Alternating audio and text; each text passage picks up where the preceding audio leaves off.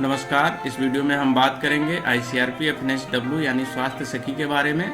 स्वास्थ्य सखी क्या होती हैं, उनका चयन कैसे होता है, उनके कार्य क्या होते हैं, दायित्व क्या होते हैं और इसके एवज में स्वास्थ्य सखी को FNSW को मानदेय कितना मिलता है, इसके बारे में डिटेल में इस वीडियो में हम आपको बताएंगे।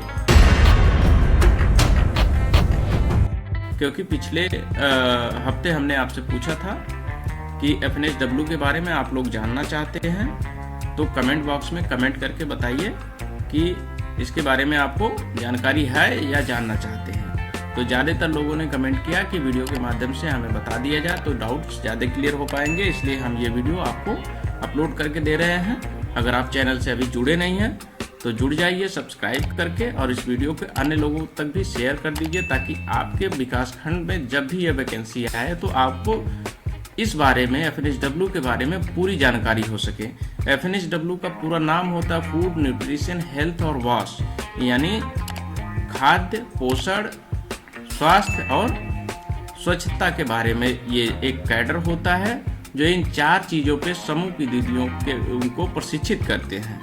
ठीक है, और ये इसका चयन कैसे होगा और कौन लोग चयन में प्रतिभाग कर पाएंगे, चयन का हिस्सा कौन लोग हो सकते हैं, इसके बारे में हम आपको डिटेल में बात करेंगे। इसलिए आप जुड़े रहिए हमारे इस वीडियो के साथ में और चैनल को सब्सक्राइब करके वीडियो को शेयर करते रहिए कि स्वास्थ्य सखी क्या होती है। एक चीज़ और है कि ये वैकेंसी जरूरी नहीं कि आपके ब्लॉक में उसी समय चले जो जब अन्य ब्लॉक में चले, क्योंकि हर जिले में हर ब्लॉक में अलग अलग समय पे इसका चयन होता है। अगर आपके ब्लॉक में नहीं आई है वैकेंसी अभी तो आएगी या चल रही होगी या आपके ब्लॉक में चयन हो चुका होगा। ये सब कंडीशन संभव है। इसके बारे में ज़्यादा क्लियर सूचना आपको आपके विकास खंड के ब्लॉक मिशन प्रबंधन इकाई से मिल सकती है। ठीक है, तो भर्ती प्रक्रिया प्रदेश स्तर पे शुरू है। इसका आवेदन आप अपने विकास खंड में जब भी आवेदन प्रक्रिया शुरू होती है उसके हिसाब से कर सकती हैं। और इसमें जो है आज हम इस वीडियो में बताएंगे उसकी विषय सूची आपके सामने है। इन 7 विषयों के बारे में विस्तार से बताएंगे। इसमें नंबर 1 है आवश्यकता एवं औचित्य, यानी FNSW की आवश्यकता क्या है और उसका औचित्य क्या है, इसके बारे में क्लियर आपको बताएंगे। नंबर 2 पे बताएंगे कि FNSW की तैनाती किस स्तर पे होगी। नंबर 3 पे आपको बताया जाएगा कि योग्यता और मापदंड क्या होंगे। जो भी आपके डाउट्स होंगे वो आप कमेंट बॉक्स में कमेंट करके पूछ सकते हैं, हम कमेंट बॉक्स में ही आपका जवाब देके आपके डाउट्स क्लियर करते जाएंगे। नेक्स्ट होगा कि FNSW के कार्य और दायित्व क्या है, वो उसकी जानकारी आपको दी जाएगी। नंबर 4 पे नियुक्ति एवं परिवीक्षा अवधि कितने की होगी, ये भी बताया जाएगा। नंबर 6 पे FNSW का मानदेय क्या होता है, ये बताना बहुत ज़रूरी है। उससे भी ज़रूरी है कि FNSW की सेवा समाप्ति किन परिस्थितियों में की जा सकती है, क्योंकि अगर आपको जिम्मेदारी दी गई है तो उसका निर्वहन करना आपको समय पर आपके लिए बाध्यता होगी। अगर आप उसका निर्वहन करने में सक्षम नहीं होते हैं तो आप पे कार्रवाई संभव है, और वो कार्रवाई क्या होगी वो भी बताएंगे आपको। वो कार्रवाई अगर सेवा समाप्ति तक जाती है तो कैसे सेवा समाप्ति की जाएगी वो भी आपको बताएंगे। तो चलते हैं आपको 1 to 1 करके इन 7 टॉपिक पे बात करते हैं कि आवश्यकता एवं औचित्य क्या है। पहले इस पे बात कर लेते हैं। ठीक है, आवश्यकता एवं औचित्य पूरी तरीके से हमने आपको सामने लिख के दे दिया है। इसको आप चाहे तो शब्द से शब्द पढ़ के समझ सकते हैं। ठीक है, मैं एक बार आपको सामने पूरा पढ़ के सुना देता हूँ कि आवश्यकता क्यों है। उत्तर प्रदेश राज्य ग्रामीण आजीविका मिशन का मुख्य उद्देश्य ग्रामीण गरीब परिवारों को स्वयं सहायता समूह एवं उनके संघों में गठित कर आजीविका से जोड़ते हुए गरीबी के स्तर को कम करना है। इन परिवारों की गरीबी का कारण केवल आर्थिक ही नहीं बल्कि खाद्य, पोषण, स्वास्थ्य एवं स्वच्छता पर सही ध्यान न देना भी है। यदि परिवार के सदस्य कुपोषण के शिकार हैं तो उस परिवार में बीमारियों की संभावना बनी रहती है। इन परिवारों की कमाई का अधिकांश भाग बीमारियों के इलाज पर खर्च हो जाता है। उत्तर प्रदेश राज्य ग्रामीण आजीविका मिशन द्वारा गठित स्वयं सहायता समूहों में यह देखा गया है कि लोग अधिकांशतः समूह से ऋण स्वास्थ्य संबंधी परिस्थितियों के कारण ही लेते हैं तथा गंभीर बीमारियों से ग्रस्त होने के कारण साहूकारों से अत्यधिक ब्याज पर ऋण लेना पड़ता है। इस परिस्थिति में परिवार द्वारा कमाई गई अधिकांश पूंजी का भाग उसे चुकाने में व्यय हो जाता है। इस प्रकार अधिकांश परिवार गरीबी के कुचक्र में फंसा ही रह जाता है। ठीक है, एनआरएलएम का जो मूल उद्देश्य है विमेन एम्पावरमेंट है, आर्थिक रूप से महिला सशक्तिकरण, सामाजिक रूप से महिला सशक्तिकरण है। तो अगर आपके परिवार की कमाई का एक मोटा हिस्सा परिवार के सदस्यों के स्वास्थ्य पर ही खर्चा हो जाता होगा तो आप आर्थिक रूप से सशक्त कैसे बनेंगी। ठीक है, तो उसके निदान के लिए कि आपके परिवार का जो एक मोटा हिस्सा स्वास्थ्य कारणों पे खर्च हो जाता है उससे बचा कैसे जा सके, उसके लिए एनआरएलएम की ये स्कीम है कि आपको ऐसा प्रशिक्षित कर दिया जाए कि आपके घर में लोग बीमार पड़े ही न, या बीमार पड़े भी तो कम खर्चे में उनका निदान कैसे हो सके उस समस्या का। ठीक है, कुपोषित बच्चे जो हो जाते हैं उनमें बहुत पैसा खर्च होता है, तो कुपोषण से कैसे बचाया जा सके ऐसे बच्चों को, उसके बारे में भी इसमें बताया जाएगा। ठीक है, तो ये हो गई आपके आवश्यकता एवं औचित्य क्या है इसके। उपरोक्त परिस्थिति को ध्यान में रखते हुए गरीब परिवारों में बच्चों एवं महिलाओं के स्वास्थ्य एवं पोषण के स्तर में सुधार लाने हेतु उत्तर प्रदेश राज्य ग्रामीण आजीविका मिशन गठित स्वयं सहायता समूह एवं उसके ग्राम संगठनों के खाद्य पोषण स्वास्थ्य एवं स्वच्छता संबंधी विषयों पर लोगों के व्यवहार परिवर्तन करने हेतु ICRP FNSW का चयन किया गया है। यानी पहले जो हमने आपको बताई कि समस्याएं क्या क्या आती हैं जिसकी वजह से आपके कमाई का एक मोटा हिस्सा खर्च हो जाता है बीमारियों के इलाज कराने में, और उसके निदान के लिए ICRP की जरूरत क्यों होती है, ICRP FNSW की, उसके बारे में आपको बता दिया। तो नेक्स्ट पेज पे हम आपको ले चलते हैं। इसमें हम आपको बताते हैं कि तैनाती FNSW ICRP की तैनाती किस स्तर पे होती है। ये भी आपको जितना हम सूचना जुटा पाए हैं अलग अलग माध्यमों से वो बिल्कुल आपको सटीक तरीके से रख रहे हैं ताकि आपको FNSW के बारे में एकदम पूर्ण रूप से जानकारी हो, कोई भी आपको समस्या न हो। आप देखिए, उत्तर प्रदेश राज्य ग्रामीण आजीविका मिशन के अंतर्गत गठित स्वयं सहायता समूहों एवं उनके ग्राम संगठनों के साथ खाद्य पोषण स्वास्थ्य एवं स्वच्छता संबंधी विषयों पर समूह की महिलाओं एवं उनके घर के अन्य सदस्यों को जागरूक एवं व्यवहार में परिवर्तन कराने हेतु ICRP FNSW का चयन संकुल स्तरीय संघ द्वारा प्रत्येक ग्राम स्तर पर किया जाना है। FNSW की तैनाती कहाँ होनी है? प्रत्येक ग्राम स्तर पे FNSW की तैनाती होनी है, यानी एक बहुत बड़े स्तर पे ये वैकेंसी आपको मिलेगी जिसके लिए आप जुड़ के काम कर सकती हैं। ठीक है, और ये इसमें एक FNSW का मूल काम है प्रशिक्षित करना खाद्य पोषण स्वास्थ्य एवं स्वच्छता संबंधी विषयों पर। किनको प्रशिक्षित करना होगा? समूह से जुड़ी हुई महिलाओं उनके घर के सदस्यों को, ताकि उनका जो एक बड़ा हिस्सा कमाई का बड़ा हिस्सा स्वास्थ्य संबंधी समस्याओं पर खर्च होता है उससे उनको छुटकारा मिल सके। ठीक है, अगले पेज पे चलते हैं और आपको बताते हैं कि स्वास्थ्य सखी जो होती है FNSW उनके चयन के लिए योग्यता और मापदंड क्या निर्धारित है, क्योंकि बिना योग्यता और मापदंड की पूर्ति किए आपका चयन FNSW के लिए हो पाना संभव नहीं है। तो ये योग्यता और मापदंड पहले से अगर आपको पता होंगे तो आप लोग इसकी तैयारी करेंगी और जैसे ही आपके विकासखंड में वैकेंसी आती है तो आवेदन करके आप चयनित हो सकती हैं। ठीक है, बिना जानकारी के आपका आवेदन तो हो जाएगा विकासखंड से, लेकिन जब उसके लिए पूछा जाएगा तो आपका चयन नहीं, आप चयन से वंचित रह जाएंगे। ठीक है, इसमें क्या है, प्रोत्साहित एवं समूह की सदस्य हो यानी आवेदक उत्तर प्रदेश राज्य ग्रामीण आजीविका मिशन द्वारा प्रोत्साहित एवं स्वयं सहायता समूह की सदस्य हो। नंबर 2 पे आवेदक की उम्र 21 से 40 वर्ष के बीच होनी चाहिए। आवेदक की कम से कम 8वीं तक शिक्षा कंप्लीट होनी चाहिए। स्मार्टफोन होना चाहिए, कार्य करने में दक्ष होना चाहिए उस पे, और आवेदक जिले से बाहर और जिले के अंदर प्रशिक्षण में आने जाने के लिए इच्छुक होना चाहिए। महिलाओं से संवाद करने में सक्षम होना चाहिए आवेदक को। ठीक है, और उसके बाद सामाजिक रूप से पिछड़ा होना चाहिए। तो ये योग्यता है, इतना योग्यता अगर आप पूरी करती हैं तो आप FNSW ICRP के लिए आवेदन करने के अर्ह हैं, आप आवेदन कर सकती हैं। अगला पॉइंट हम जो आपको बता रहे हैं अभी, आप इससे पहले हमारे चैनल को सब्सक्राइब करके जुड़ जाइए और ये वीडियो सभी लोगों तक, जो भी SHG से जुड़े हुए लोग हैं उन तक शेयर कर दीजिए, ताकि जितना ज़्यादा लोग आवेदन करेंगे उतना ही अच्छे लोग चयन होकर के आपको अच्छा से अच्छा प्रशिक्षण दे सकेंगे और आप उसका लाभ उठा सकेंगे। ठीक है, नेक्स्ट पॉइंट पे हम बात करेंगे कि ICRP के कार्य एवं दायित्व क्या होते हैं। कार्य एवं दायित्व आपके सामने हमने जो लिखे हैं ये हैं। इसके अतिरिक्त भी कार्य आपको आवश्यकता अनुसार दिए जा सकते हैं। यही कार्य नहीं है, ये तो हमने मिनिमम लिखे हैं कि इतने कार्य और दायित्व का निर्वहन आपको करना ही पड़ेगा। आवश्यकता अनुसार कार्य और दायित्व में बढ़ोतरी की जा सकती है। वो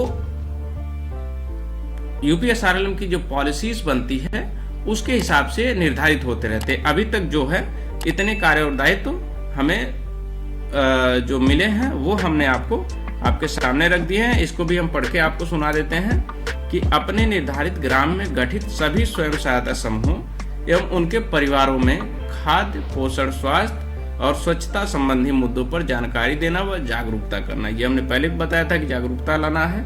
और दूसरा, अपने ग्राम के सभी स्वयं सहायता समूह एवं उनके परिवारों को स्वास्थ्य विभाग द्वारा आयोजित ग्राम स्वास्थ्य, पोषण एवं स्वच्छता दिवस में भाग लेकर घर की गर्भवती धात्री महिला व 5 साल तक की उम्र के बच्चों का टीकाकरण एवं परामर्श प्राप्त करने के लिए प्रेरित करना, प्रशिक्षण देना और प्रेरित करना, ये काम है। ग्राम संगठन की बैठक में शामिल होना और खाद्य, पोषण, स्वास्थ्य एवं स्वच्छता संबंधी मुद्दों पर हो रही गतिविधियों से ग्राम संगठन को अवगत भी कराना है, ये भी काम है। लक्षित समूह सदस्यों के गृह भ्रमण कर जन्म के प्रथम 1000 दिनों के महत्व पर जागरूक करना।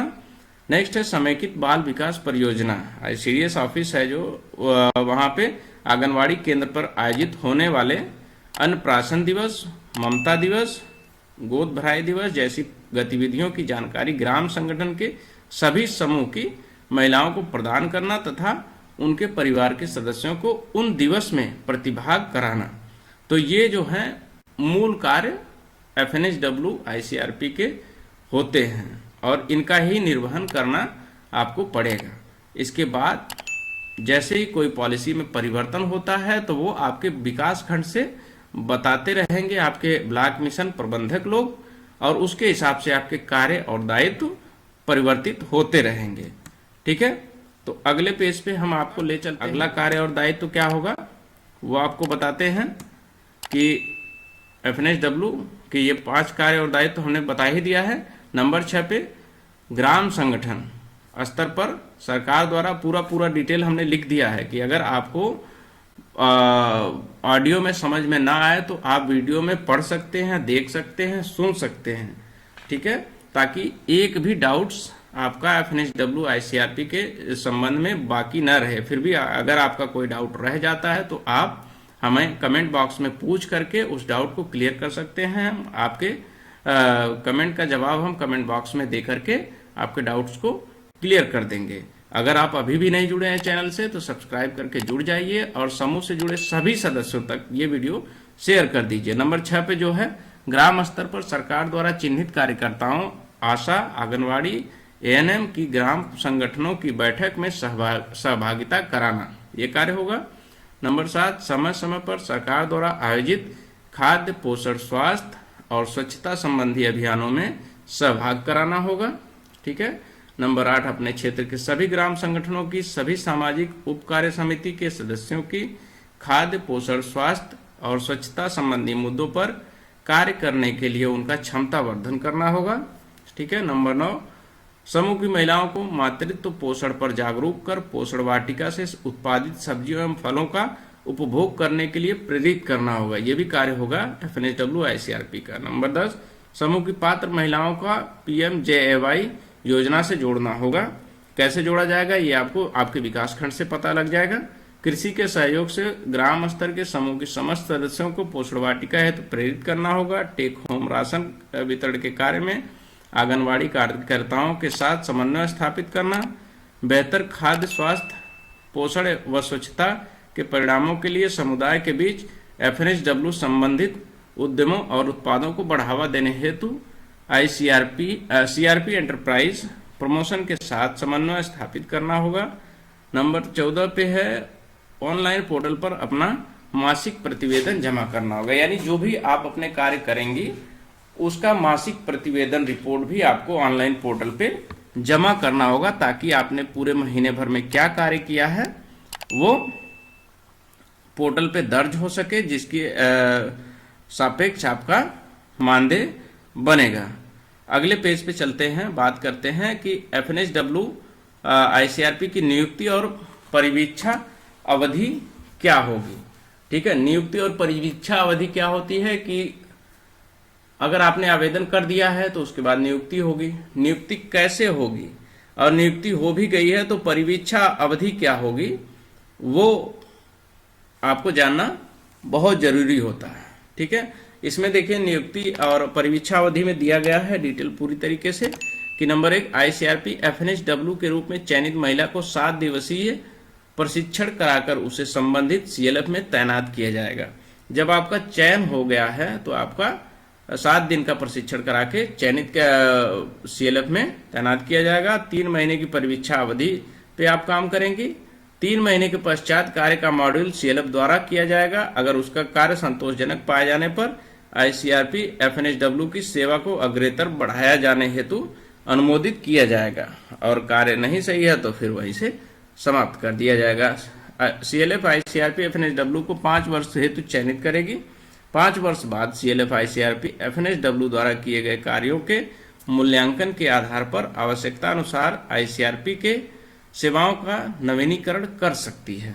ठीक है, तो ये हो गया आपका नियुक्ति कैसे होगी, यानी नियुक्ति होगी आपकी तो 5 साल के लिए, और उसमें परिवीक्षा अवधि कितना होगी कि 3 महीने की परिवीक्षा अवधि होगी। जब आपका चयन हो जाता है, 7 दिवसीय प्रशिक्षण कराकर आपको तैनात कर दिया जाता है तो 3 महीने आप प्रोबेशन पे रहती हैं, परिवीक्षा अवधि पे, कि इन 3 महीनों में कार्य संतोषजनक नहीं मिलता है तो आपको हटाया जा सकता है। उसके बाद कार्य संतोषजनक मिलता है तो CLF आपको अग्रेतर अनुमोदित करके 5 साल के लिए नियुक्त कर देती है, और 5 साल आप कार्य करेंगी। उसके बाद फिर CLF आपके कार्यों का मूल्यांकन करेगी, और उसके बाद कार्य जैसे ही आपको CLF को लगेगा कि आपने अच्छा कार्य किया है तो आपकी सेवा आगे भी बढ़ाई जाएगी। इसलिए कार्य आप बड़ी जिम्मेदारी से, सतर्कता से, सावधानी से करते रहिए ताकि आपकी सेवा भी आगे बढ़ती रहे। नेक्स्ट पेज पे चलते हैं और बात करते हैं कि FNSW का मानदेय क्या मिलेगा इसके बारे में, क्योंकि कार्य तो आपने किया है तो मानदेय मिलना चाहिए, और मानदेय जो है आपको क्या मिलेगा वो भी पहले दिन से क्लियर होना चाहिए, तभी आप मन लगा के काम करेंगी और आपका मानदेय समय पे मिल सके, इसके लिए समय पे कार्य को पूरा कर सकेंगी। मानदेय संबंधी बात जो जानकारी है उसमें हम आपको बता रहे हैं कि ICRP FNSW खाद्य, पोषण, स्वास्थ्य और स्वच्छता संबंधी विषय पर प्रत्येक माह 10 दिन ही कार्य करेगी, उससे ज़्यादा नहीं है। FNSW को 150 रुपये प्रतिदिन के आधार पर मानदेय 1500 रुपये के केवल संसाधन शुल्क के रूप में दिया जाएगा। ठीक है, IPRP द्वारा ICRP FNSW की संसाधन शुल्क की मांग को अनुमोदित करने हेतु ICRP FNSW की 10 अनिवार्य दिनों की कार्य योजना एवं किए गए कार्यों को CLF SSC यानी सोशल एक्शन कमेटी के सदस्यों को अनुमोदन हेतु अग्रसारित करेंगे। आंतरिक भ्रमण करने हेतु 500 रुपये दिया जाना है तथा कुल 2000 रुपये प्रति माह ICRP FNSW को दिया जाना है। ठीक है, ये भत्ते हो गए। और उसके बाद 2 दिवस SND में अपने ग्राम के सभी स्वयं सहायता समूह एवं उनके परिवारों को स्वास्थ्य विभाग द्वारा आयोजित ग्राम स्वास्थ्य पोषण एवं स्वच्छता दिवस में भाग लेकर घर की गर्भवती धात्री महिला, 5 साल तक की उम्र के बच्चों को टीकाकरण एवं परामर्श हेतु प्रेरित करने पर 100 रुपये 2 दिवस के आधार पर प्रतिमाह 200 रुपये का प्रोत्साहन दिया जाएगा। और नेक्स्ट है ग्राम स्तर पर 100% पात्र सदस्यों को PMJAY से जोड़ने हैं तो ICRP FNSW को 2,000 रुपये वन टाइम इंसेंटिव भी मिलेगा। ठीक है, और उसके बाद जो है ICRP FNSW को अपने ही ग्राम में खाद्य, पोषण, स्वास्थ्य और स्वच्छता संबंधी विषय पर कार्य करने हेतु तथा अपने जनपद के बाहर कार्य करने एवं प्रशिक्षण में आने जाने हेतु भोजन एवं यात्रा व्यय दे होगा। तो ये रहा आपका मानदेय। इसको आप जब पूरी तरीके से जोड़ेंगे तो एक अच्छा खासा मानदेय हो जाता है आपकी मेहनत और कार्य के सापेक्ष में। ठीक है, अभी इसको अलग अलग इसलिए दिखाया गया है ताकि आप जितना कार्य करेंगी उसी हिसाब से आपको भुगतान दिया जाएगा, और इन कार्यों में लापरवाही होगी तो ये मानदेय बाधित करके आपकी सेवा समाप्ति का भी प्रावधान इस पॉलिसी में है। तो जो भी आप कार्य करें जिम्मेदारी से करें और समय पर करें। ठीक है, और चैनल से आप सब्सक्राइब करके जुड़ जाइए ताकि अगले कैडर के बारे में भी हम बात करें तो उसकी वीडियो भी आपको पहले मिल जाए। नंबर 7 पॉइंट पे चलते हैं कि ICRP FNSW की सेवा समाप्ति कैसे की जाती है और क्यों की जाती है।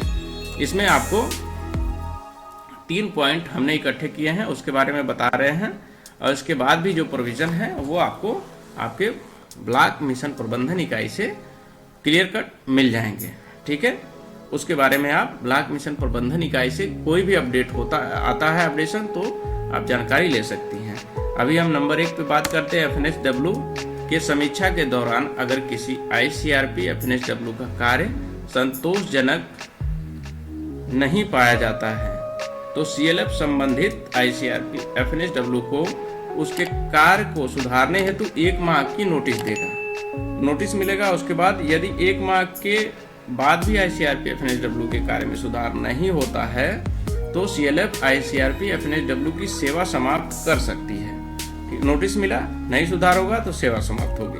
FNSW द्वारा लगातार 3 महीने कार्य नहीं करने पर संबंधित CLF ICRP FNSW की सेवा समाप्त कर सकती है। तो ये तरीके हैं। इन तरीकों में अगर आपकी एक भी लापरवाही शामिल होती है तो आपकी सेवा समाप्त हो जाएगी, जिससे कि आपको समस्या होगी।